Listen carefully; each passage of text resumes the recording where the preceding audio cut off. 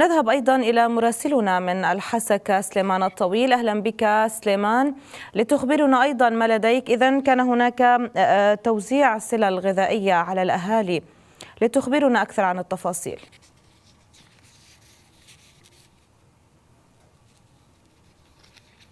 يبدو أن الاتصال ضعيف مع سليمان، سنحاول الاتصال به. هل هو حاضر سليمان؟ هل تسمعني؟ مرحبا. إذن سليمان، في الحسكة توزيع سلل غذائية على الأهالي، لتخبرنا أكثر عن التفاصيل، تفضل.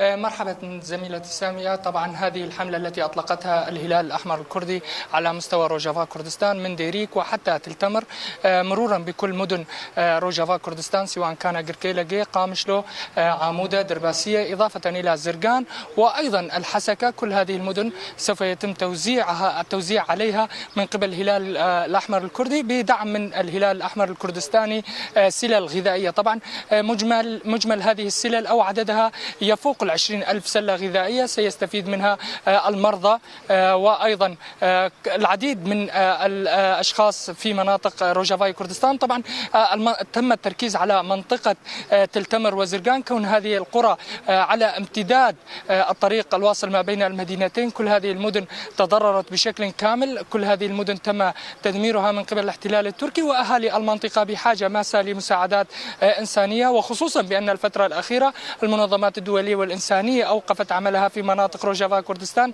وأوقفت الدعم المقدم للمنظمات سواء كانت العاملة هنا أو المنظمات والجمعيات الخيرية العاملة في مناطق روجافا كردستان. لذلك تطلب الأمر القيام بحملة كهذه. للحديث أكثر عن هذا الموضوع وعن آلية التوزيع وكيف تم التسجيل، معي عضو إداري في الهلال الأحمر الكردي دلشاد داود، يحدثنا أكثر عن هذه الحملة، عن يعني الأشخاص التي تم استهدافهم أو العوائل التي تم استهدافهم، من بينهم أيضا عوائل الشهداء إضافة إلى المرضى وأيضا المناطق المنكوبة أو المتضررة ما بين تلتمر حتى زرقان. مرحبا بكم. بداية صباح الخير لك ولمتابعينك.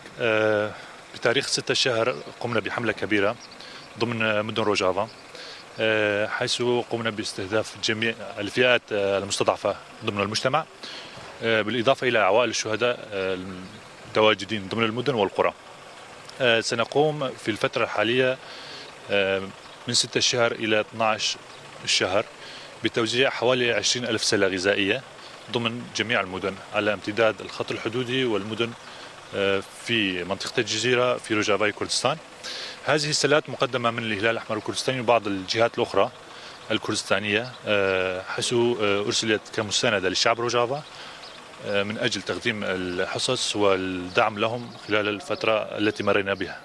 الآلية أو المقاييس التي من خلالها تم استهداف أو اختيار المستهدفين، هناك مرضى محدد، أيضا مناطق محددة تم استهدافها، الريف الواصل ما بين تلتمر وزرقان كله تم استهدافه من قبلكم؟ كهلال الأحمر الكردي قمنا باستهداف جميع المدن من تلتمر إلى مدينة ديريك، ومن ضمنها مدينة قامشلو وعامودة وباقي المدن الأخرى سيتم استهدافها جميعا خلال الحملة هذه. طبعا الفئات المستهدفة هي الأرامل، الأيتام، ذوي الاحتياجات الخاصة، مرضى السرطان، الأمراض المزمنة، جميع الفئات التي هي بحاجة إلى دعم ومساندة سنقوم بتقديم الدعم لها. طبعا التنسيق تم عن طريق المجالس والكومينات التواجدة، وبدورهم تعاونوا معنا وسنقوم بمساعدتهم بإيصال المساعدات إلى جميع المستفيدين. منذ عدة أيام وأنتم توزعون في زرقان وتلتمر، كما كنا مرافقين لكم قبل قليل تم الانتهاء من التوزيع في زرقان وتلتمر، حاليا تم الانتهاء هنا في تلتمر وزرقان؟ بداية بدأنا من زرقان أبو راسين، انتهينا منها قبل يومين، ومن بعدها بدأنا بمدينة تلتمر. اليوم نعلن انهاء الحملة ضمن مدينة تلتمر، حيث تم استهداف 3,000 عائلة تقريبا، ومن بعدها سنتوجه إلى مدينة الدرباسية ومن بعدها إلى الحسكة إن شاء الله. منذ بداية الهجمات على روجافاي كردستان كان لكم وقفة إنسانية، يعني بغير كل المنظمات التي انسحبت من المنطقة. قبل فترة كان أيضا لكم حملة لاستهداف مرضى السرطان، وأيضا تم استهدافها من قبلكم. من بداية الأزمة التي حدثت في المناطق قمنا بمساندة الشعب في جميع أرجاء روجافا بجميع مدنها، حيث بداية قمنا بتقديم المساعدات لجميع النازحين الذين نزحوا من المناطق التي حصلت فيها نزاعات، ومن ضمنهم نازحين عفرين بشكل أخص. قبل حوالي أسبوعين انتهينا من الحملة التي بدأت من أجل إيصال الدعم لنازحين عفرين، ومن ضمنها المرضى السرطان أيضا قمنا بإيصال الدعم لهم، سواء دعم مادي أو دعم لوجستي. حملاتكم سوف تبقى مستمرة في المنطقة، وخصوصا بأن هذه ليست الحملة الأولى ولن تكون الأخيرة باستهداف أهالي المنطقة وخصوصا المتضررين. شاهدنا ريف تلتمر وزرقان منكوبة بشكل كامل. تحدثت بأن آلية التنسيق جرت ما بينكم ما بين المجالس والكومينات. هل نستطيع أن نقول بأن كل مستحق وصل إليه مساعدات؟ بشكل كبير. العدد الذي قمنا بتقديمه هو عدد ليس بقليل، 20,000 سلة غذائية. سنحاول بشتى الوسائل إيصال هذه المساعدات للأشخاص الأكثر احتياجا الذين هم بحاجة إلى دعم ماس لهذه المساعدات. في الأيام المقبلة إن شاء الله سنقوم بحملات أخرى، خاصة في المناطق المنكوبة، في المناطق التي هي تقع على الحدود بين رأس العين ومدينة التمر بالأخص.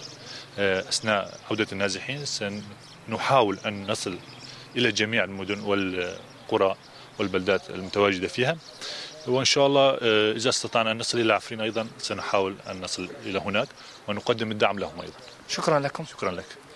طبعا قبل يومين تم الانتهاء من التوزيع في زرقان، أيضا تلتمر اليوم تم الانتهاء من التوزيع. أكثر من 3000 سلة غذائية تم توزيعها على المستفيدين، سواء كانوا أرامل، أيتام، مرضى سرطان وأمراض ذو الهمم، إضافة إلى عوائل الشهداء الذين تم استهدافهم من قبل الهلال الأحمر الكردي.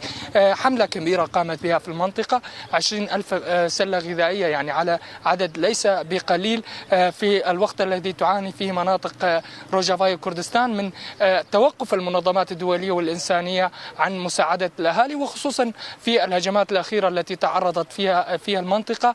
وأيضا عندما نتحدث عن خط الفاصل ما بين تلتمر زرقان ومدينة سريكانية، كل هذه المنطقة منكوبة، تحتاج لدعم كبير، تحتاج لإعادة إعمار هذه المنطقة، إضافة إلى تجهيز الأرضية لإعادة المهجرين إليها، وخصوصا هذه القرى المنكوبة. طبعا الهلال الأحمر الكردي وبدعم من الهلال الأحمر الكردستاني مستمرة في عملها الإنساني في مناطق روجافا كردستان، وحتى المناطق السورية الأخرى التي تستطيع الوصول إليها. وليس بغريب على منظمة أو الهلال الأحمر الكردي في الوصول إلى مناطق سورية أخرى للقيام بواجبها الأخلاقي والإنساني تجاه الشعب السوري. نعم.